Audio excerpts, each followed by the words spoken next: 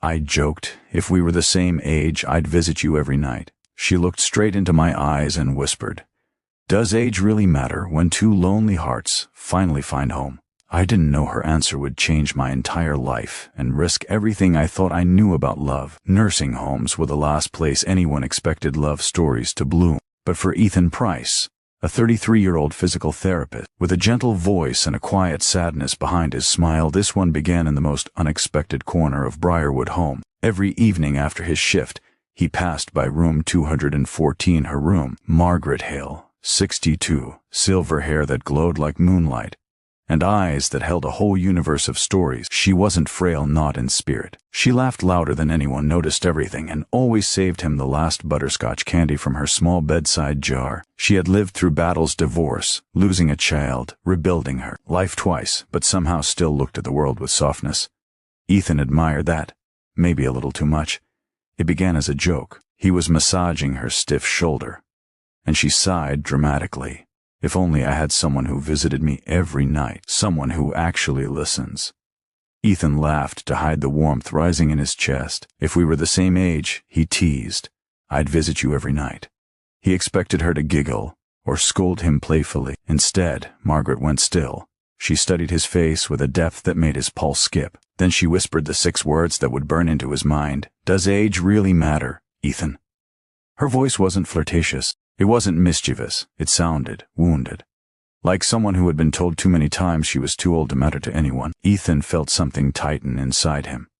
He didn't answer, not right away, because the truth was age didn't matter to him. Not with her, not with the way she understood every unsaid piece of him. But he also knew the world wouldn't see it that way. He tried to pull back emotionally, tried to convince himself it was just loneliness. But every night he found himself lingering by her door a little longer. She told him stories of her youth, her reckless road trips, her first kiss, the baby she lost at 22, the marriage that crumbled, the life she built all over again. And somehow, listening to her made him feel like he was the one who had lived too little. You're the first person in years who listens, she told him one night. And that sentence alone made Ethan realize how much she hid behind her jokes and laughter. But the moment things truly shifted was the night Margaret didn't show up in the activity hall. She was always there, first chair, same bright scarf. But the seat was empty. When Ethan checked room 214, he found her curled on the bed, quiet tears rolling down her cheeks. My daughter called, she whispered. She said I shouldn't get too attached to people, especially younger people. The shame on her face broke him. Ethan sat beside her, carefully wiping her tears. You deserve someone who chooses you, someone who shows up, he said softly. Age has nothing to do with that. She looked at him, truly looked, and in that moment, something shifted between them, something fragile and dangerous, something that scared him because it felt real. Outside, rain hammered the windows as if the world knew something irreversible had just begun. Inside room 214, 2 lonely souls, one young, one aging, found themselves quietly stepping into a forbidden, unspoken tenderness neither had meant to invite. But neither of them knew how quickly the world would try to tear it apart. Everything changed the moment Ethan started visiting her after his shift. The corridors felt different, softer, warmer. Margaret would pretend she wasn't waiting, but her eyes always lit up the second he entered. They'd talk for hours about life, regrets, dreams she thought she no longer had. Ethan found peace in her presence, a kind of peace he never found with women his age. They always wanted excitement, adventure, something he could to give. Margaret wanted conversation, kindness, quiet companionship. And that was exactly what he had been craving without knowing. But whispers began spreading among the staff. A few nurses exchanged glances when they saw him leaving her room. One day, the supervisor called him in. We've noticed you are spending personal time with Mrs. Hale. He froze. Is that a problem? It becomes a problem when a caregiver forms inappropriate emotional connection. Inappropriate? He repeated, stunned. She's lonely. You were kind. Dawn to confuse that with something else. Ethan tried to explain, but the supervisor cut him off with a pointed warning. Maintain boundaries. Professional distance. This is not negotiable. The rules slammed between him and Margaret like an iron wall. That night Ethan did visit her. He sat in his car in the parking lot, gripping the steering wheel, feeling like he had abandoned someone who depended on him. Meanwhile, Margaret sat in her dim room staring at the door, waiting, until waiting hurt more than any of her physical pains. 2 days passed without a word between them. Ethan felt hollow. Margaret looked smaller, quieter.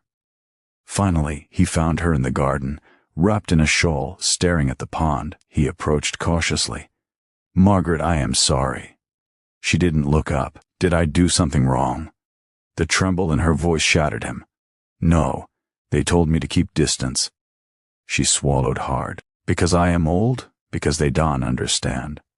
"Then help me understand, Ethan," she whispered. "What are we?" He sat beside her, heart pounding painfully. "I don't know," he admitted.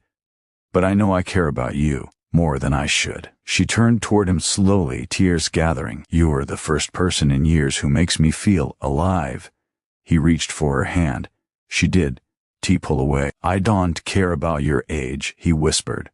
"I care that you see me in ways no one else does. And you see me," she whispered back, "when everyone else thinks I'm done living." Their hands intertwined, trembling but not letting go. That night, Margaret asked the question that would change both of their lives. "Ethan, if you weren't afraid of them, would you still choose me? Honestly?" He didn't answer with words. He squeezed her hand. He stayed. He chose her. But love, especially forbidden love, never stays hidden for long. Within a week, her daughter arrived unannounced. A storm on legs. She found Margaret and Ethan talking softly in the garden, fingers almost touching. Her voice exploded. "Mom, what are you doing? He's young enough to be. This is inappropriate, unethical, embarrassing." Margaret flinched as if struck. Ethan stood quickly. "I care about your mother," he said firmly. "And I'm not ashamed of that." "You should be," her daughter snapped. "Stay away from her. I mean it." She grabbed Margaret's arm, pulling her back inside. For the first time since he met her, Margaret didn't smile goodbye. She just looked back, broken, apologetic, helpless. That night, Ethan received a letter from the administration. "Effective immediately, you are reassigned. No further contact with Mrs. Hale." He sat on his bed, hands shaking. Losing her felt like losing something he never knew he needed. But fate wasn't finished with them, because 3 days later Margaret disappeared, and the truth behind why she left would test just how much age truly mattered and whether love could survive the world's judgment.